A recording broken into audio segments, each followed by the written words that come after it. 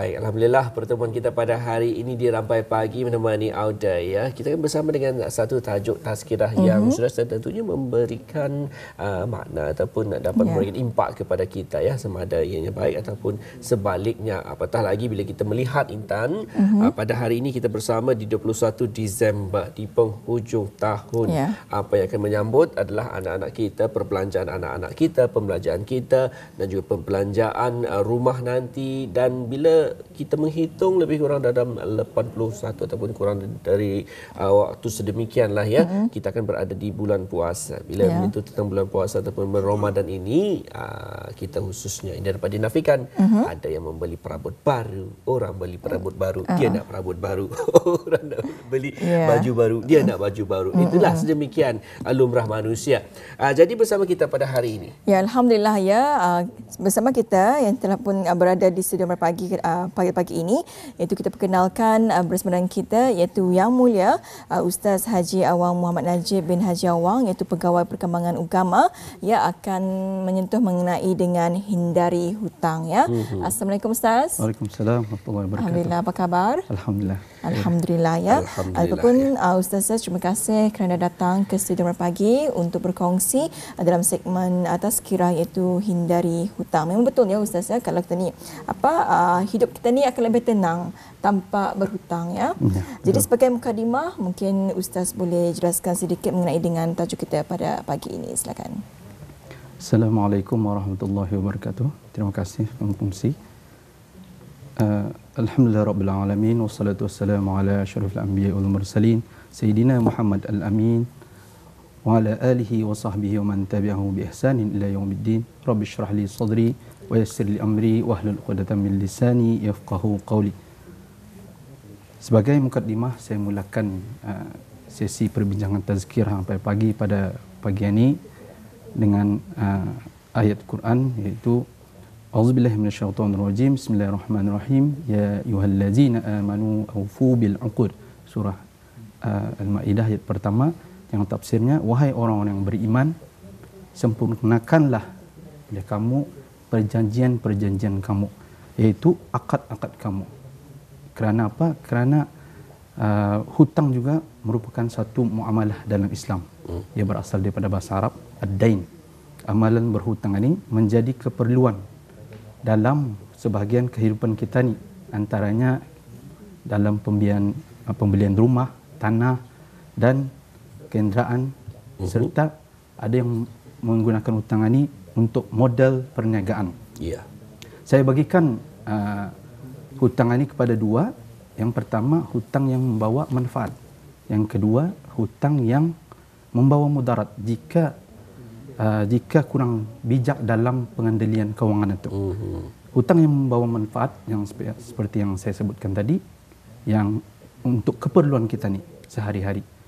Hutang yang membawa mudarat pula, yang mendahulukan kemahuan daripada keperluan. Sebab itu Islam, agama yang syumul, mengajar kita ni mengurus pendapatan dan perbelanjaan dengan betul, iaitu dengan bersederhana. Firman Allah SWT dalam surah Al-Furqan ayat 67, A'udzubillahi minasyaitonirrajim, walladzina idza anfaqu lam yusrifu wa lam yaqturu wa kana baina zalika qawama. Tafsirnya, dan mereka yang apabila membelanjakan harta, mereka tidak berlebih-lebihan dan tidak juga bakhil kedukut, dan sebaliknya perbelanjaan mereka itu adalah sederhana antara kedua-duanya. Wallahu a'lam. Baiklah, pun kita ikuti bersama ya sedikit mukadimah berkaitan dengan hindari hutang berkenaan. Baik, seperti yang dikongsikan oleh Ustaz tadi juga, memang tidak dapat dinafikan pada ketika ini hampir ke semua orang juga yang akan berhutang bila untuk mencapai sesuatu, untuk mendapatkan sesuatu seperti kereta, rumah dan juga sebagainya, untuk sama bagi mereka setaraf dengan orang lain. Jadi mereka akan berhutang. Yang menjadi persoalan pada ketika ini adalah mengenai dengan hukum hutang berkenaan. Bagaimana? Allahumma salli ala sayyidina Muhammad. Hukum berhutang pada dasarnya adalah harus dari segi syarak, kerana ianya merupakan salah satu muamalat dalam Islam, tapi dengan syarat. Mesti ada syaratnya. Ia hendaklah berhutang itu memberikan manfaat kepada kita ni, mengikut dan mengikut syariat Islam. Itu yang pertama. Yang kedua, apabila berhutang, kita ni hendaklah menanamkan niat kita ni berazam untuk membayarnya. Mesti ada niat untuk membayarnya dan mengusahakan. Karena Rasulullah SAW bersabda yang maksudnya, siapa yang mengambil harta manusia, yakni berhutang, disertai maksud akan membayarnya, maka Allah akan membayarkannya untuknya. Hadis riwayat Imam Bukhari. Kemudian yang ketiga, memaklumkan ahli waris yang untuk melunaskan hutangnya sekiranya beliau meninggal dunia dan belum sempat melunaskan hutangnya kerana kenapa dosa hutang ini tidak akan diampunkan selagi hutang tersebut belum dilunaskan. Itu hukumnya harus. Dan hukum berhutang juga boleh jatuh kepada haram. Apabila sekiranya orang yang berhutang itu ingkar untuk melunaskannya, andai plan untuk kira menzalimi orang yang tempatnya berhutang atau si pemihutang. Macam niatnya sudah hendak membayar. Niatnya sudah hendak membayar dari awal sudah. Saya sajakan itu adalah zalim. Kemudian sebab itu dalam Al-Quranul Karim bab hutang ini, isu hutang ini sangat panjang. Maksudnya dalam ayat itu 282 memang panjang menekankan tentang bahaya hutang ini. Sebaiknya kita ni sebagai Islam kalau perlulah menghindari daripada melakukan hutang yang tanpa keperluan. Wallahu a'lam. Iya, jadi itu ya, kita bicara mengenai dengan hukum berhutang ya, ada harus dan juga haram ya. Dan seterusnya ni Ustaz ya, mungkin saja ada penonton kita yang ingin mengetahui, mungkin boleh dijelaskan, mungkin ada beberapa sebab ataupun punca kenapa seseorang itu dilimpahi dengan tanggungan hutang ini, Ustaz. Okay. Beberapa sebab atau punca kenapa seorang itu dilimpahi tanggungan hutang. Yang pertama adalah kurang iman dan agama dan ketaatan untuk mengikut syariat. Kurang iman di dada. Yang kedua, ini biasalah mengikut tren semasa. Ya. Seperti kata Muhammad tadi, orang kan mau beg baru, ia pun mau jual beg baru. Perabot baru pun mau jual perabot baru. Semua yang baru dimahukan. Ia pun mau jual. Jadi itu lebih kepada kemahuan, Pak Ustaz. Lebih kepada kemahuan. Ikut tren semasa. Itu yang kedua. Yang ketiga, berhutang untuk perkara-perkara yang tidak penting dan tidak diperlukan. Yang keempat, bagi tujuan bermewah-mewahan dan menunjuk-nunjuk. Ini sudah dikatakan ada dalam dirinya itu sifat riya lah, menunjukkan yang ia mampu membeli apa yang orang lain mampu milik. Itu yang keempat. Yang kelima, melengah-lengahkan membayar hutang sedangkan dia sudah mampu melunaskannya. Seperti yang kita ni tahu, mungkin penghujung ini ramai yang akan belayar-belayar, bercuti. Kemudian seperti yang kita tahu 28 Disember ni nanti siapa yang menerima insentif memang ada lebihan daripada gaji itu. Sebaiknya kita ni alih-alihkan dulu. Alihkan untuk membayar hutang. Kemudian baru fokus arah benda yang lain. Itu yang kelima. Yang keenam, hutang bertindih. Ini selalu juga ada sudah hutang, kemudian mau lagi tambah lagi hutang. Walaupun kadang-kadang kita ni memang dalam kehidupan ini ada masalah, ada masalah keuangan contohnya. Tapi Islam ini juga menggalakkan untuk berhutang. Itu yang keenam. Yang ketujuh, berhutang dengan kadar yang dia sendiri indah yakin mampu membayarnya. Ia berhutang yang ia sendiri indah akan mampu membayar. Ini yang bahaya ni. Ia ikut atas dasar kemahuannya sahaja. Yang ke-8, kurang bijak dalam mengatur perbelanjaan. Ini ia menilai mana yang lebih utama daripada yang utama. Mana yang lebih penting daripada yang penting. Ya. Wallahu a'lam. Ya, jadi kuncinya ini sebetulnya adalah kita ni perlu menyesuaikan sebetulnya agar hidup sesuai dengan kemampuan financial kita ni juga. Jangan kita ni lebih kepada yang tadi ya danu ya saya pun ada juga maujud kan dapat sesuatu yang sama. Jadi perlu kita ni lebihkan kepada keperluan dari kemahuan. Betul. Dan juga ini memang mungkin Ustaz pernah ada juga mendengarkan ya perkara sedemikian sering kali diguna pakai. Adakah juga berpatutan ataupun dibolehkan jika sekiranya sedemikian ya ia berhutang satu untuk membayar hutang berkenaan, ia berhutang lagi kepada orang lain untuk membayar nanti lagi berhutang lagi kepada orang lain. Jadi ini semakin panjang ceritanya. Jadi macam mana ni? Mungkin ada adab-adab supaya ianya akan dapat dimudahkan lagi untuk seseorang itu melunaskan hutang dan tidak terhimpit dengan tanggungan hutang berkenaan. Okay, terima kasih. Ada memang saya pernah mendengar juga ia berhutang untuk membayar hutang yang lain. Apabila cuma tu kita ni boleh lihat di sini beberapa adab untuk dimudahkan supaya melunasi hutang dan tidak terhimpit dengan tanggungan hutang. Di antaranya hanya berhutang sekiranya benar-benar terpaksa. Kita ni berhutang itu apabila kita ni memang tidak ada jalan lain, terpaksa baru kita ni melakukan hutang ni, berhutang arah si pemihutang. Yang kedua, mengelakkan menambah hutang sebelum terlunas hutang terdahulu. Yang ketiga, sekiranya tiba tempoh untuk membayar hutang itu dan kemudian ia tidak mampu membayar pada tempoh tersebut, maklumkan kepada si pemihutang. Maksudnya maklumkan di sana update lah. Sekiranya berhutang 100, minjam 100. Tema itu tidak berlaku membayar 100. 50 pun tidak mampu juga. Ala kadar saja, mengikut kemampuan. RM10 kah? Yang penting ada progres untuk menyelesaikan hutang tersebut. Atau yang ketiga, selalu memberi maklumat kepada pemihutang dari semasa ke semasa.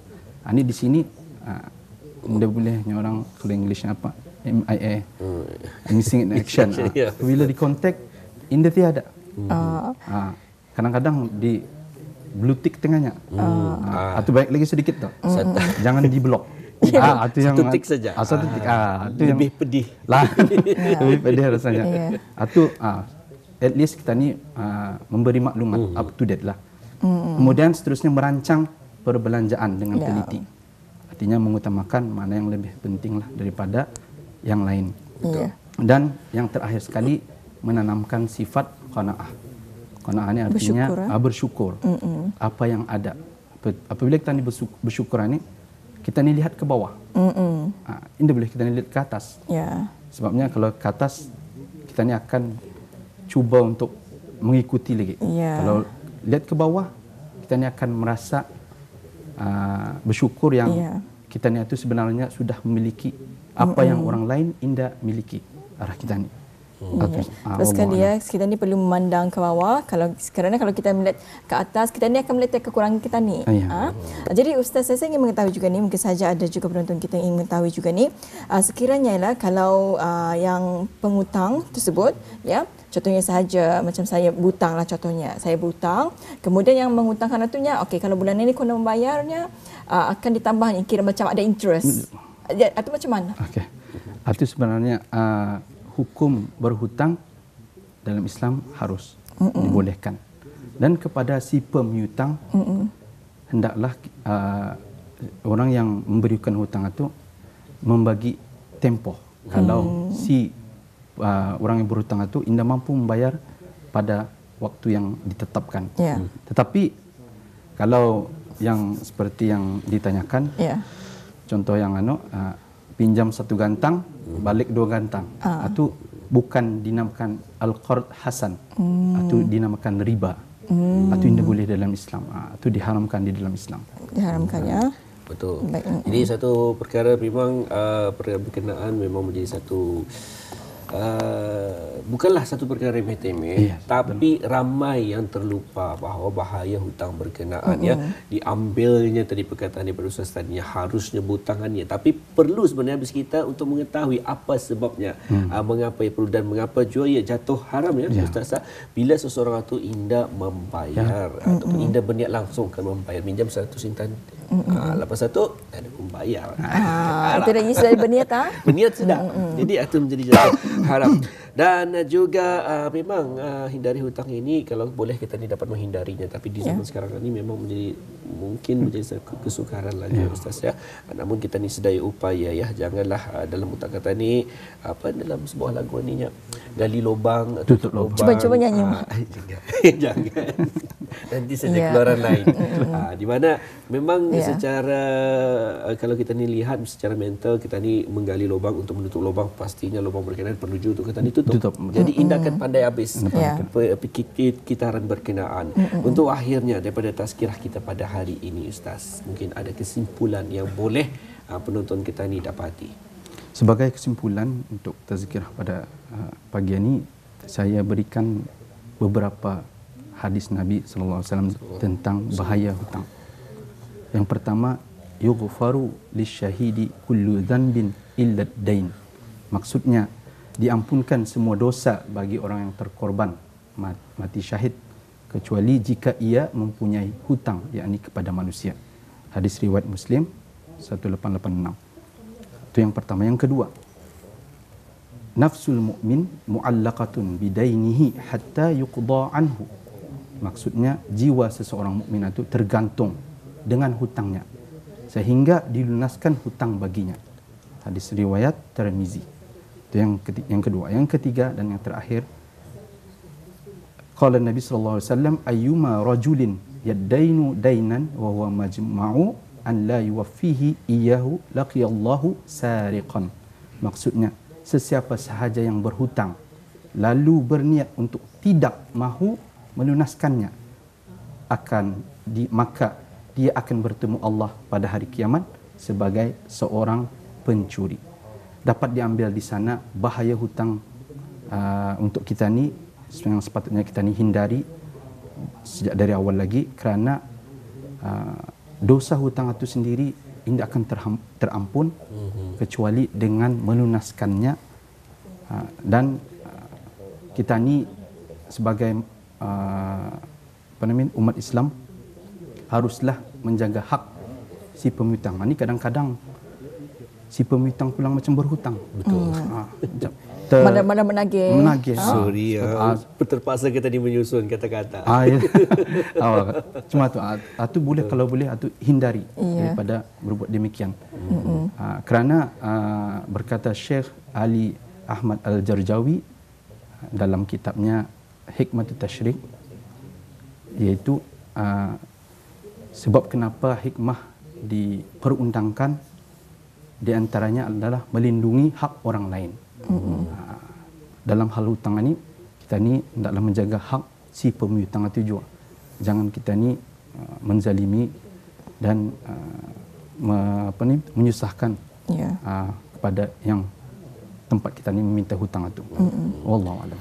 Ya, alhamdulillah ya. Jadi Auda, sebaiknya kita tidak menunda ya untuk membayar hutang, dan bila kita sudah mampu untuk membayarnya, kita ni bayarlah dengan segera ya.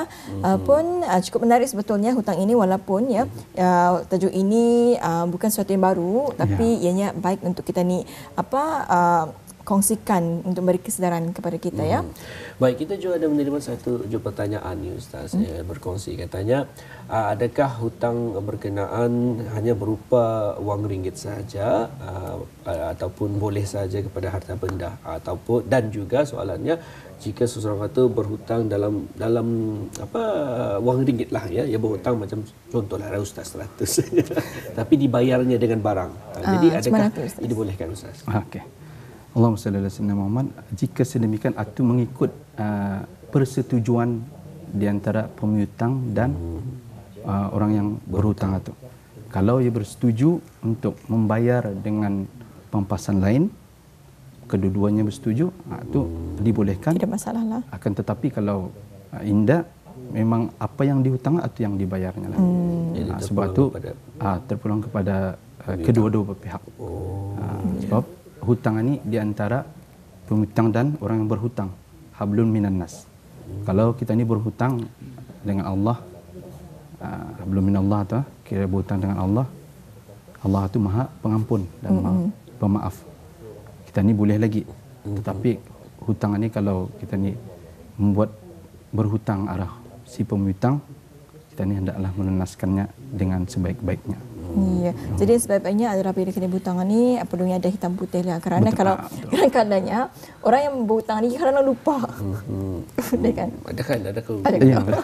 Jadi perlu ada hitam putih lah ya. Ada perjanjian kerana pun terima kasih kepada pegawai perkembangan agama iaitu Yang Mulia Ustaz Haji Awang Muhammad Najib bin Haji Awang, iaitu baru saja berkongsi mengenai dengan hindari hutang, walaupun hutang ini ada hukumnya harus ya, tapi perlunya kita ni berupaya-upaya dan juga berniat untuk melunaskan hutang kita. Baik, kita ucapkan terima kasih sekali lagi kepada Yang Mulia Tuan Haji, Ustaz Tuan Haji Awang Muhammad Najib ya kerana bersedia. Terima kasih Ustaz. Assalamualaikum. Waalaikumsalam warahmatullahi wabarakatuh.